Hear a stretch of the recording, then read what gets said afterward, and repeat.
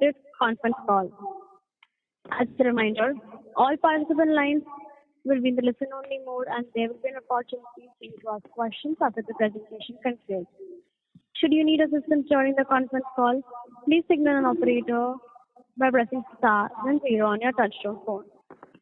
This conference call may contain forward-looking statements about the company, which are based on beliefs, opinions, and expectations of the company as on the date of this call. These statements are not the guarantees of the future performance of the company as on the date of this call. These statements are not the guarantees of the future performance and involve risks and uncertainties that are difficult to predict.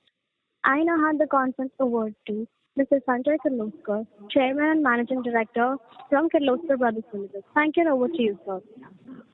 Thank you. Good afternoon, everyone. On behalf of Kirloskar Brothers Limited, I extend a very warm welcome to all of who have joined us on our call today. I hope everyone has had an opportunity to go through the financial results and the investor presentation, which have been uploaded on the stock exchange and on the company's website. On this call with me, I have Mr. Alok Kirloskar, Managing Director, Kirloskar Brothers International BV, Mr. Rama Kirloskar, Joint MD, KDL and MD, Kirloskar Ebara Pumps Limited, Mr. Bhavesh Chadha, our Chief Financial Officer, Mr. Devang Trivedi, our Company Secretary, and Strategic Growth Advisors, our Investor Relations Advisors. Let me begin my remarks by giving some business highlights. Pleased to report that for Q1 of fiscal year 27, our consolidated revenue stood at rupees 11,049 million, registering a healthy 13% growth year-on-year. This performance was driven by robust demand across our diverse product portfolio of products and services, reflecting our strong market positioning, customer-centric approach, and execution capabilities. The growth was well supported by sustained momentum across both domestic and international markets, where we continued to capitalize on emerging opportunities and strengthen our presence. Our consolidated EBITDA for the quarter stood at rupees 1,306 million, registering a 2% year-on-year growth with EBITDA margin of 11.8%. During the quarter, we also recorded good order inflows across both domestic and international markets. Our consolidated order intake grew by 4% year-on-year to rupees 13,954 million, providing continued visibility for future growth. Turning to our standalone domestic business for Q1 FY27, revenue increased by 9% year-on-year to rupees 6,738 million, while EBITDA grew by 16% to 920 million rupees. Profit after tax stood at rupees 540 million, reflecting a 15% year-on-year growth. Our healthy order book, coupled with our focused approach towards high potential business opportunities, provides us with confidence in our growth outlook. We remain confident of delivering double-digit revenue growth in FY27 over FY26 for our standalone business.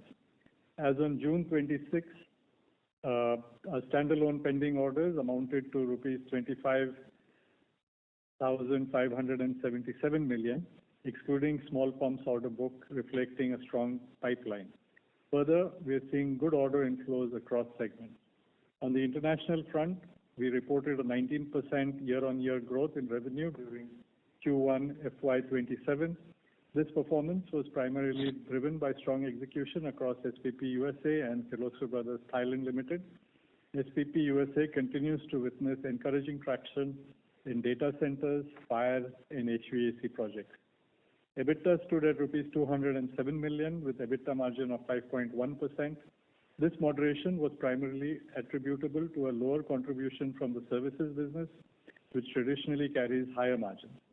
We are actively focused on expanding the services portfolio, which we believe will support improvement going forward. Our overseas pending order book stood at rupees 15,045 million, providing strong visibility for the coming quarters. Looking ahead, we remain optimistic about the company's growth trajectory backed by a healthy mix of domestic and international business, a robust order pipeline, and continued focus on operational excellence. The company is well positioned to deliver sustainable growth in periods ahead. This is all from my side. we can now begin the Q&A session. Thank you.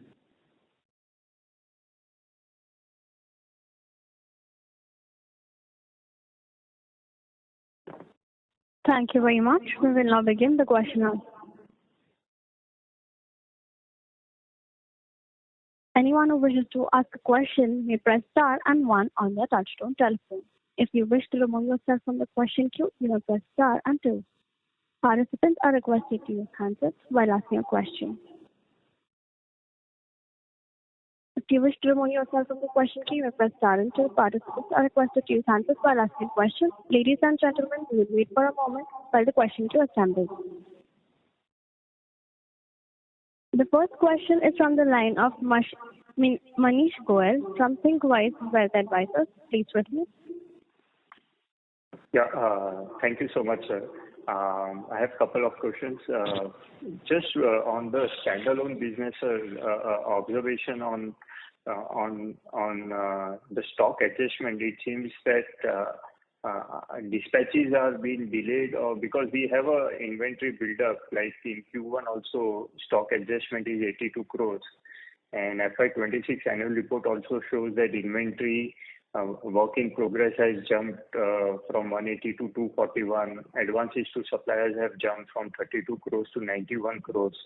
So, sir, does it imply that a lot of dispatches are withheld, or is there any constraint on that front which is probably hindering the double-digit growth for us? That was the first question. Second question is, sir, on you did allude that SPP UK had a revenue mix issue with lower services contribution, sir. So by when should we be able to see the benefit of expansion of the service portfolio to start reflecting in improvement in margins for SPP UK? And also, Rodelta has again seen a jump in losses in the current quarter. So maybe how should we look at, in context of SPP UK and Rodelta, overall overseas subsidiaries performance going forward? Thank you. Thank you, Mr. Goyal. Inventory has gone up as we had explained in the previous quarter. We were improving our foundry, and that exercise is complete. But what had happened was some of the orders were half completed and half not, and that is why we couldn't ship out the whole order. But this month itself, we've seen huge improvements, which we believe will be reflected in the current quarter.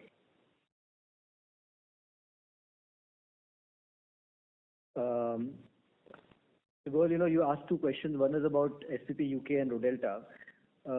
As I mentioned, I think last time also, we expect that in their third quarter, the numbers should improve, because that's how the order book was structured. Because a lot of the historic, as you know, chemical and petrochemical, oil and gas order books, the service order books were effectively delayed, or they were not really placed in large numbers because the plants were idling. And I think I saw it circulating a lot even on LinkedIn about how the INEOS chairman has written about the oil price. Sorry, Alok. There was a disconnection after Mr. Sanjay Kirloskar spoke about dispatches. Okay. We could not hear anything. Can you hear me now? Now, yes, Alok. Okay. So I just said that, you mentioned about SPP UK and Rodelta. So I mentioned last time also that the services business should start kicking in third quarter for them, which is second quarter for us here. And that's just because of the way the product mix was. I had explained that, the chemical and petrochemical business service contracts related to chemical and petrochemical businesses were idling.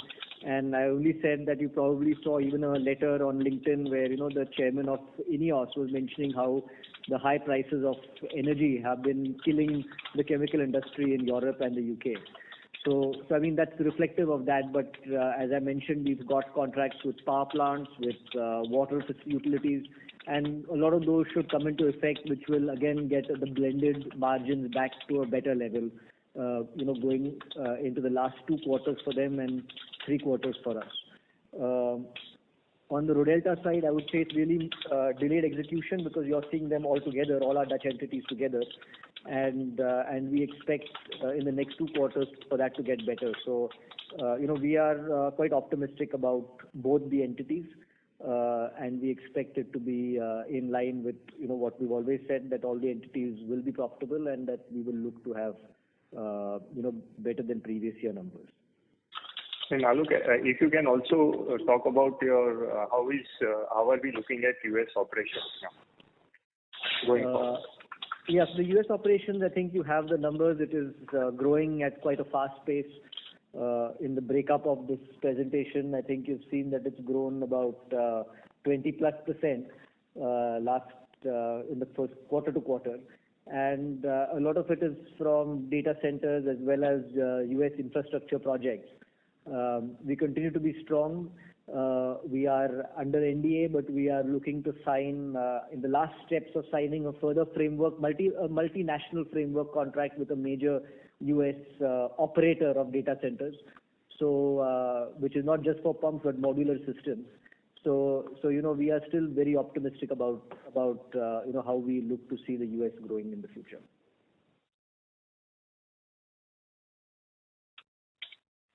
Does that answer your question? No. So you said multi-year framework contract for which industry in US? No, for a data center operator. Okay. Yeah. Okay. In US, data right? center operator, yeah. For all their historically we worked with them in the US, but now we'll work with them globally wherever they put up data centers, and they're a very large. I mean, I can't mention to you because we have an NDA, but it's a very large operator. Okay. I have few more questions. I'll come back in the queue. Thank you so much. Thank you. The next question is from the line of Raj Shah from Enam AMC. Please proceed. Yes, thank you very much for the opportunity. So my first question was on the order inflow side. Though the prospects have been good, as you mentioned in the opening remarks as well. However, order inflows number was just up by 4%, and in standalone it was up just by 3%. So, if you can throw some light on why this number was low single digit, if it could have been better, in which areas?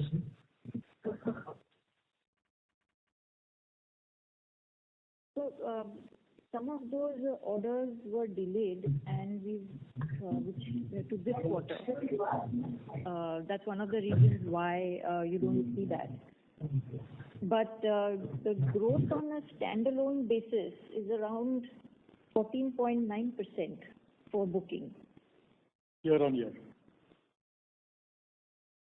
So are you talking about a certain sector? No, I was talking about the order inflow. Yeah, that is the booking. Yes. It's about 14. So it has been delayed. So in the following quarters, you see good order inflow. There was a certain large order got delayed, but other than that, we were as per plan. Okay. In the order book growth over the last year's first quarter, there has been a 14.9% growth in order intake.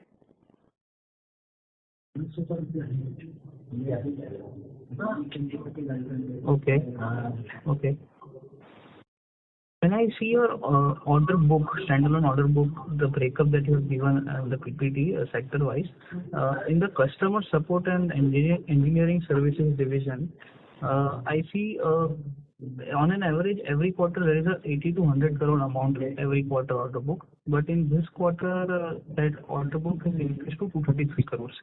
So is there any significant large order that we have received? That's my question. Yes, there were certain orders that we received, but I would not take that as a pattern because it purely depends on the customer's requirement.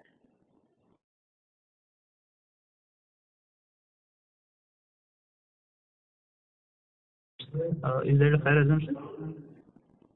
I hope that answers your question. Am I audible? Yes, you are.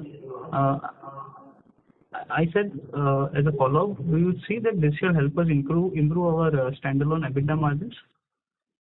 Yes, definitely. Got it. Lastly, in the oil and gas side, as press release mentions, we have received a 5,000 petro pump order. So my question was, is this a repeat order from the previous customer, or we have been able to get entry into a new customer as well? Yeah, so there are only 3 to 4 large PSUs that buy this, and we are qualified by all. So now, as of the end of Q1, we have around a booking of approximately 217 crores in this business.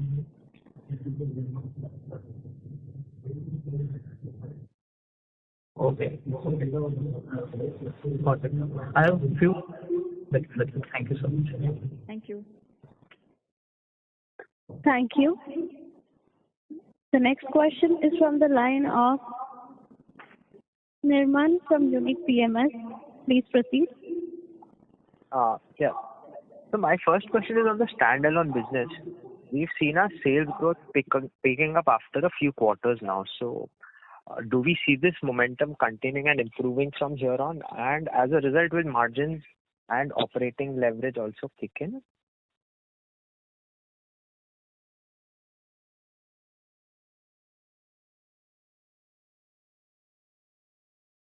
Hello?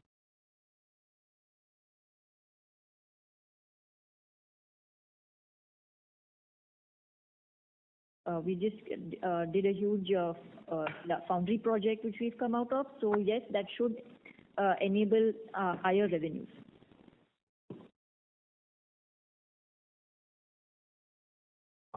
Okay. Secondly, on the order book breakup, we've given the split for industry where our orders have come, pending order book has come. So do we see any challenges on that side? No, actually, it is in line with our annual operating plan for the quarter, and this was based on what we thought were going to be customers' orders, the orders that they would release. So this is why I've always said, don't look at our business quarter to quarter. Look at it at least half yearly, or better yet annually. Then you will see the difference, because these are capital goods that we supply, and sometimes the orders get delayed, and sometimes they all come in a rush. But this is as per what we expected it to happen. Okay. And Alok, I have one question on the international business. So we've seen top line growth, but margins have impacted, as you mentioned, because of SPP UK. But given the increased traction in the US business and UK coming back, so we see double-digit growth and margins improving from here on. Yes, I mean, I mentioned that earlier to Mr. Goel, that one is that we expect the service business to sort of come back in based on our order book in the last 2 quarters for them and the last 3 quarters for us here, because as you know, they're 1 quarter off because the calendar year and financial year is the same. And the second point, I think, is at overall level that, as the execution of orders takes place in Thailand and in the Netherlands, because they're a little bit delayed on order execution, then, those numbers also should get better. Sure. Thank you, and all the best. Thank you. Thank you. The next question is from the line of Bala Subramaniam from Arihant Capital. Please proceed. Good afternoon. Thank you so much for the opportunity. Sir, on that US business data center share, it's around 23%. So I'm trying to understand which are the products we are supplying for data centers. And in the US, around 4,000 data centers are operating, and I think another 2,000 is coming up. How do you plan to scale from 46 distributors to capture a large share in the market? And if you could talk about the specific addressable market for your specific pump solutions per data center, and how does that compare to your current average ticket size?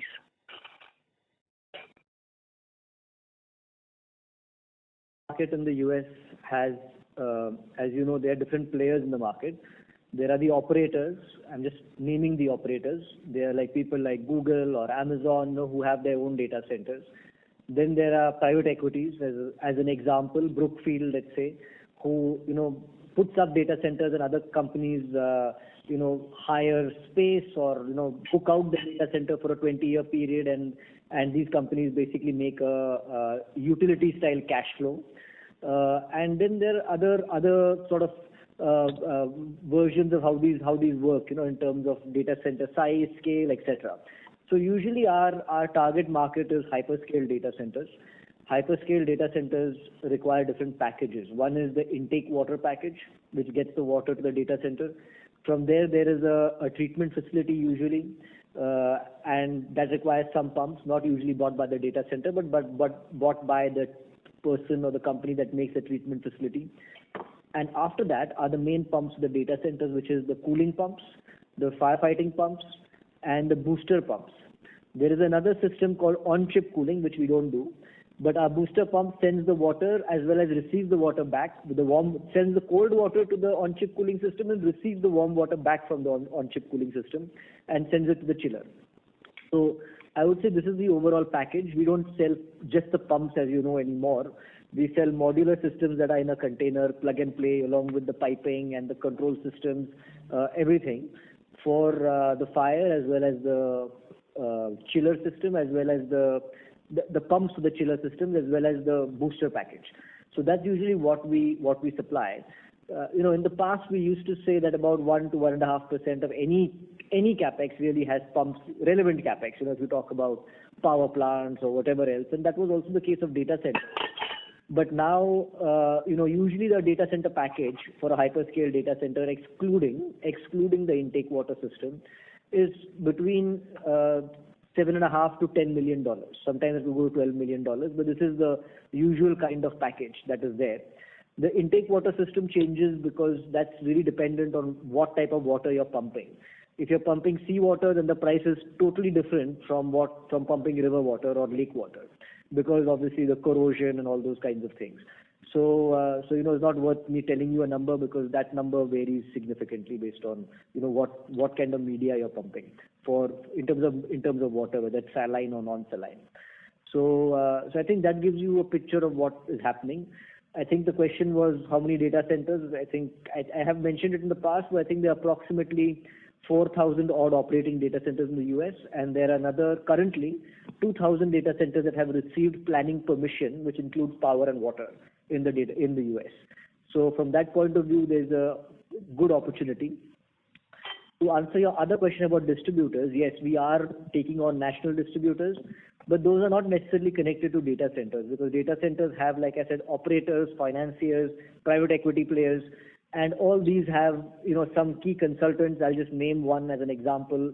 Let's say AECOM as an example. So, really our work goes in working with the consultants as well as the end users to ensure they understand what we are supplying them and what is the speciality. So, as an example, hyperscale data centers claim anything from 99% uptime to 99.2% uptime, and usually this means in a whole year that there is a couple of hours, between 8 and 9 hours of total downtime available for maintenance. So in our case, we have some specialized pumps where maintenance can be done from the outside, and this obviously saves time for the pumps. So key items of the pump can be replaced and upgraded from the outside. So these kinds of things are what an operator or a consultant would appreciate, but it's not something a contractor would appreciate if you see the difference. So I would say definitely we are working to grow the distribution channel, but that's not necessarily connected to our data center business. I hope I've answered all the questions you asked. Yes, sir. My next question, the subsidiary KPML, I think it majorly deals with stampings, motors, and castings, and so I'm trying to understand the margin impact from 12.5% to 7.3% in this quarter. This impact because of the transition to EV, or is there any other reasons? And if you could mention demand for stampings, motors versus traditional ICE components. Yeah. So KPML, we had many times we've had questions as to why we have so many subsidiaries. And internationally, we are structured just like our major competitors around the world, because almost every country demands that there be a local company doing business in that country. Domestically, we had two subsidiaries and two joint ventures. The joint ventures being Kirloskar Brothers and Kirloskar Ebara, and the two subsidiaries being Kolhapur Steel and KPML. KPML makes stator rotors and motors for specialized applications, as well as motors that KBL uses in captive power plants. And PKSL makes castings, steel castings for KBL as well as other customers. So as you are aware, PKSL has been loss-making, but now they have started turning around the corner. The output has started increasing, and we expect that PKSL will also be a profitable company going forward, especially as requirements for power, whether thermal or nuclear pumps are required.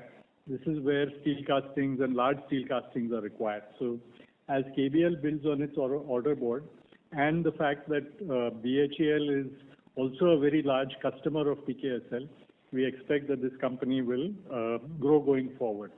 But at the moment, as you're aware, PKSL was making losses, and the reason for the drop in margin at KPML has been that we expect the margin to improve going forward. I Got it, sir. That answers your question. Yes, sir. Got it. Thank you. Thank you. Thank you. The next question is from the line of Nishita from Shankalesh from Sapphire Capital. Please proceed. Yes. Am I audible? Yeah. Yeah. So I just wanted to understand, why has our on a consolidated basis fallen so much in Q1, like from 13% in Q4 to 10%, it's a 3% margin drop. So just wanted to understand the reason for that.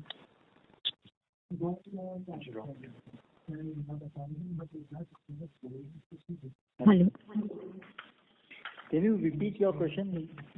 Question is, Hello. has there been a margin drop? Yeah.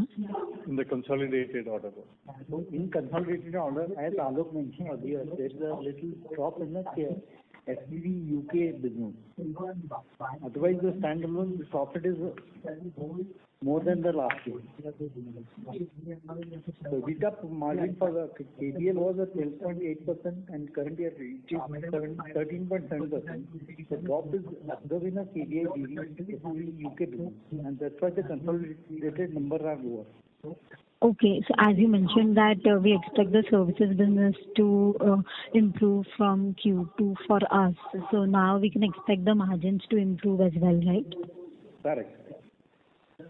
Okay. And you mentioned that on a standalone business, we expect a double-digit growth for the whole year. What is the revenue growth we expect on a consolidated basis for the full year? There also, as we have mentioned, we will strive for double-digit growth. Okay. Understood. That is it from me. Thank you.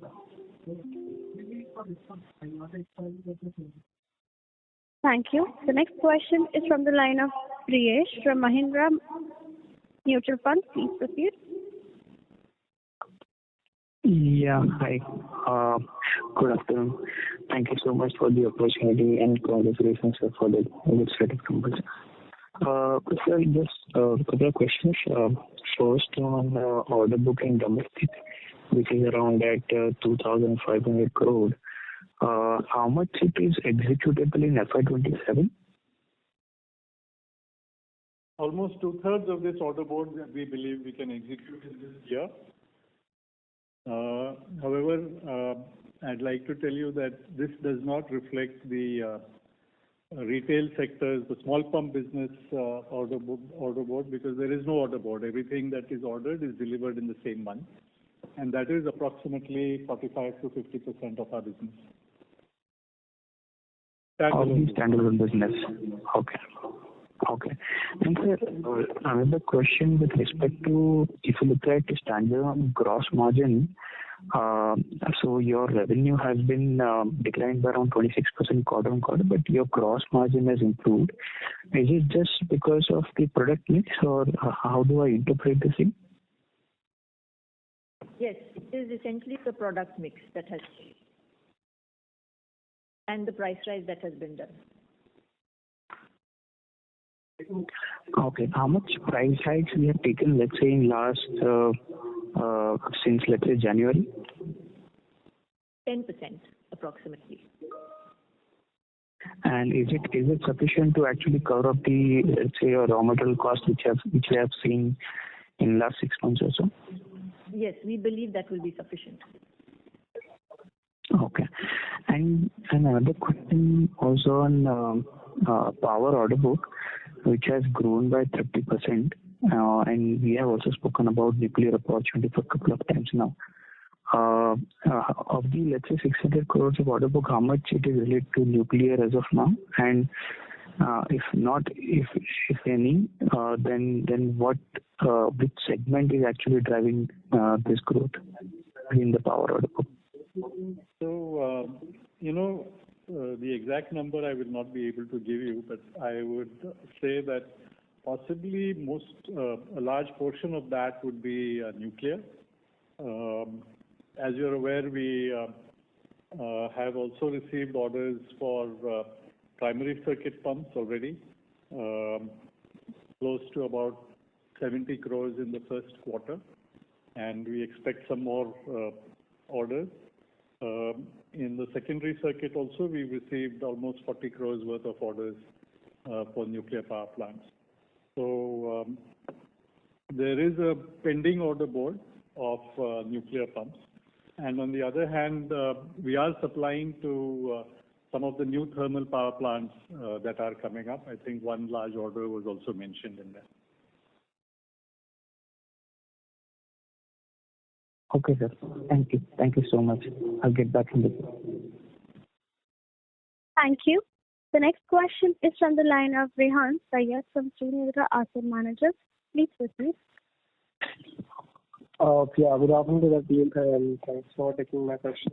So just I want one clarification regarding your segment-wise business. So, sir, if we look beyond FY27, so I just want to understand what's your view, like which business vertical, like power, water, marine and defense, we have multiple segments. So, as per your understanding, which segment is expected to deliver the highest incremental growth on EBITDA, on EBIT level? Yeah, so this was my question, sir. And what was the reasoning behind it? What are the? And like, what was the reason? Growth. What is the reason? Yeah. I think power will grow. Power, oil and gas, marine and defense, and building and construction, thanks to urbanization, and if the data center opportunity grows in India, I think these will be the areas where we will see growth within it. These will be the main growth drivers in India, to my mind. Okay. And so, like, is there any target or benchmark we are keeping in mind for EBITDA margin or EBIT margin we are targeting? We will, as I've always said, we will strive for double-digit growth year on year. Oh, okay. I'll do it. Thank you.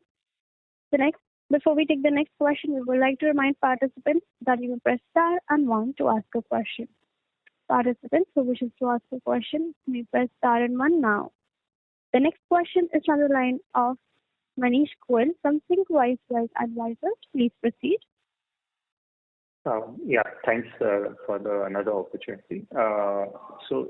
Question for Rama. You mentioned that for petrol pumps, till date, we have received orders of 217 crores. So is it 17,000 plus 5,000, so 23,000, 22,000 pumps are you referring to? Approximately. Hello. Sorry, Yes. the voice is very It would be approximate figure, Mr. Goel. I don't have the volume with me just now, but yeah, that's approximately what it will be. Okay, so these are this order booking is all the orders put together till date. Until Q1 end. Correct. And how much of the last year large order what we received would have got executed? Because when I look at your oil and gas order book, it is roughly 150 odd crores. So I'm just wondering that definitely out of the first order, large part would have got executed. Yes, we executed a bit of it last year. We did around 74 crores dispatch from this entire quantum. Okay. Yeah. And rest of it should be done in the current year? But you know what happens, we can dispatch it sometimes the end customer, we actually dispatch on the basis when the end customer wants it. So as per the timeline, we can do it within the year, subject to the end customer accepting it. Sure. And also one more observation that industry-related order book has declined significantly this quarter. It has been probably we are seeing a downward trend for quite a long time. So what could be the reason and how should we look at going forward? There is a mismatch. The industry order, what you see, what you are looking at 556 million. Actually, it is a wrong rate. Actually, the order book is 1497 million. And the marine defense is 556. Can you, repeat? What is the actual order book? No, the industry order book, you said it is declined. Actually, the number 556 is pertaining to marine and defense. And the industry order book is 1497. 1497. Oh, okay. It's got switched in this thing. Okay.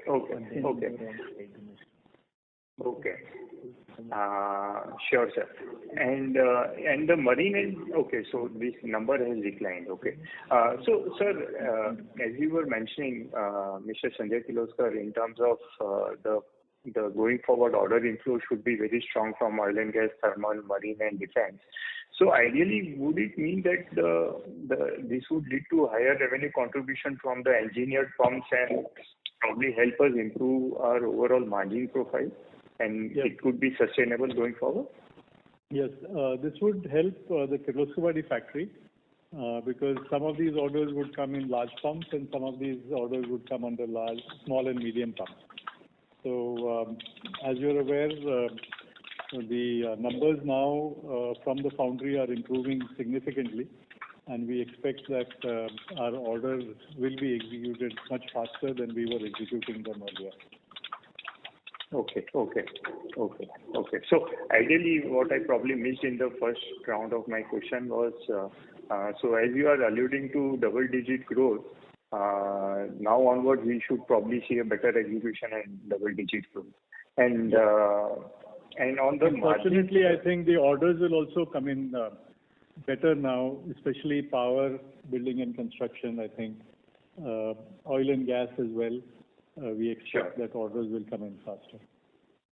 Okay. Marine and defense, I wouldn't say, because that depends a lot on budgets approved by the government and then the rate at which the companies that are building ships, the rate at which they place orders. Sure. And how would be the pipeline in thermal power? Like last year, annual report says we received order inflow of 228 crores. So can we receive much higher than that in current year, number one? And number two, related question, like are we probably dominant player for concrete volute pumps for water intake for these thermal power plants? I think now we are the world's largest manufacturers of concrete. We've made more than anyone else in the world. And we are one company, we believe that concrete volute pump is far better for our end customer on a lowest life cycle cost basis. And that's why we promote concrete volute pumps over vertical turbine pumps that need a lot of spare parts. Concrete volute pumps, the ones that we supplied, our first supply in 1994, you'll be happy to note that the efficiency had dropped by only 2% in 30 years compared to normal pumps losing 1 to 1.5 percentage points per year. And this when it's pumping seawater 24/7. Also, the spare cartridge, they asked for a spare cartridge to be supplied along with the original pump.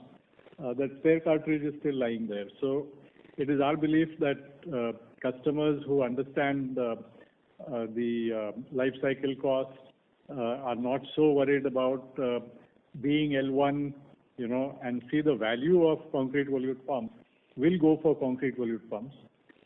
We are hopeful that the new plants that will be ordered in the coming years will also have concrete volute pumps based on their inherent performance. But it depends on when they place the order.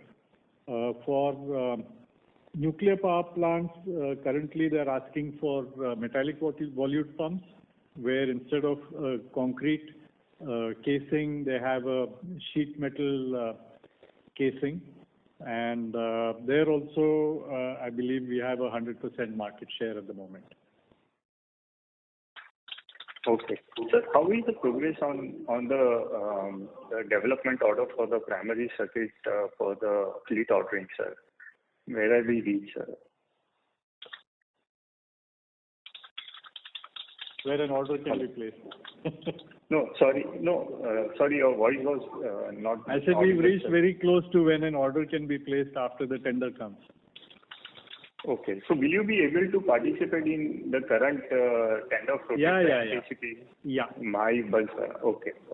Yeah, because what has happened is, we have proved the hydraulic performance is far superior to what we had promised.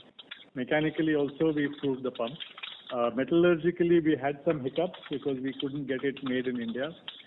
But since these are civilian nuclear power plants, there is nothing stopping us from imports.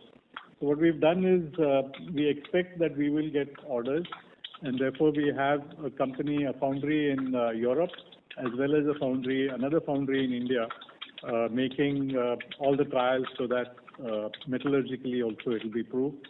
We expect that by the middle of the month or by the end of the month, everything will be proved. Okay. Thank you so much, sir. Thanks a lot. Thank you. Before we take the next question, we would like to remind participants that you may press star and 1 to ask a question. The next question is from the line of Himanshu Upadhyay from Speedforce. Please proceed. Yeah, hi, good afternoon. My question is to Rama. Rama, Kirloskar, we had that JV, Ibarra, where last year the revenues fell quite significantly, and which is also in industrial and power and some of those segments. What is the outlook on that company, and how are you looking about that company moving in, let's say, 1 or 2 years ahead? Hello? Am I audible? Hello? Yeah, now you are audible. Yes. Yeah. So as far as last year is concerned, one of our large packages we were not able to dispatch because the customer did not want that package at that point in time. That was the first case for a domestic order. And then there were some international orders that got hampered because we couldn't ship them. But they will go out, and they've gone out in Q1. So I don't see that as a long-term issue. As far as booking is concerned, we see significant growth and export opportunities coming from the Gulf as well as from Africa. So we are quite hopeful to see that double-digit growth there, both in booking and in revenue. Okay. And secondly, we have focused on, in our presentation also, we give certain slides on subscription platform and all those things. We have said that IoT is an important pillar for us for growth, and how is the progress on industrial side in domestic markets? And let's say, what is your thought process from here on? How big can it be? And some thoughts on that business will help us on scaling up or it is not scaling. No, so we do see an order board in industrial. So now we're coming back to KBL. And one of the reasons why our revenue did not seem flat this time for industrial is because of our foundry modernization program that did affect some of our dispatches. But we do see that picking up in Q2. And as far as your question on IoT, I think it's going quite well. We've now made the second version. We made two versions. One is a very cheap version, which can be used for lower cost pumps, and the other one is one which can be used with multiple pumps. The first lot of IoT devices, each pump needed one device.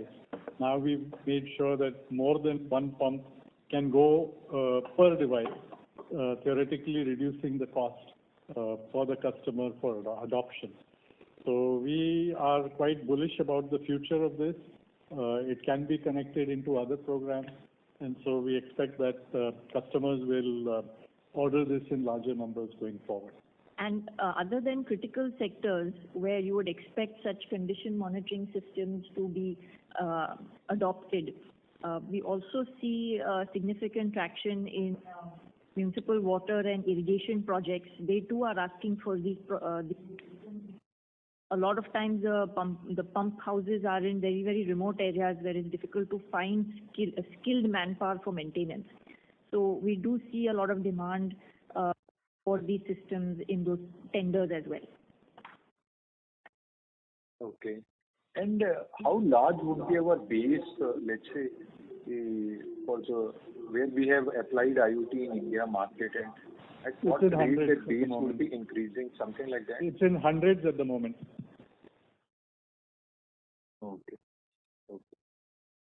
Okay, thank you so much. We are the only ones who can supply this at the moment in India. When governments come out or customers come out with requirements, we are the only ones participating. And is it helping us in our aftermarket business also? Yeah, because we are able to monitor the performance of the pumps. And secondly, how on, let's say, we have that CHD or business, okay?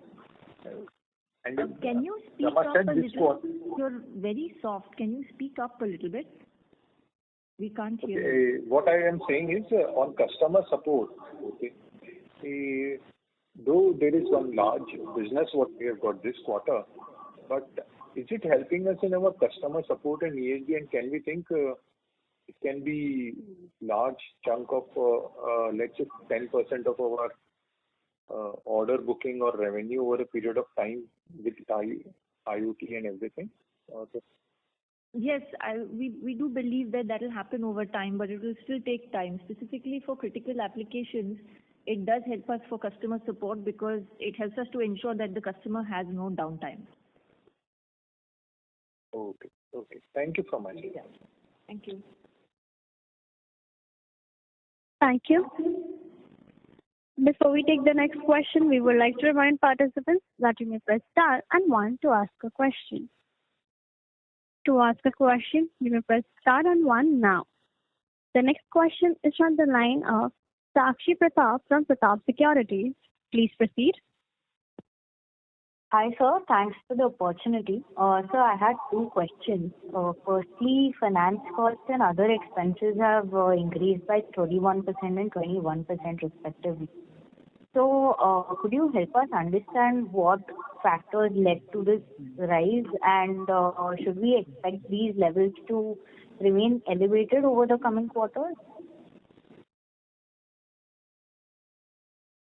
So the other expenses increase is on account of two things. One is about the digitization expenses, what we are undertaking, and the advertisement expenses, what we are incurring. Okay, understood, sir. And secondly, what would be our planned CapEx for the entire year, FY27? And also, if you can highlight where we would be using this for investment. Yeah. Normally, our capital expenditure is equal to depreciation, and it is mainly used for modernization, debottlenecking, and quality requirements wherever they are. Understood, sir. Thank you so much. Thank you. As there are no further questions from the participants, I now hand the conference over to Mr. Bhavesh Chheda for the closing comments. Over to you, sir. We thank everyone for joining the call today. We hope we have been able to give you a detailed overview of our business and also to answer your queries. Should you have any further queries or clarification, please feel free to reach out to SGA, our investor relation advisor. Thank you once again for your continued trust and support, and I wish everyone a very pleasant day. Thank you. On behalf of Kirloskar Brothers Limited, that concludes this conference. Thank you for joining us, and you may now disconnect your line. Thank you. Thank you. Thank you.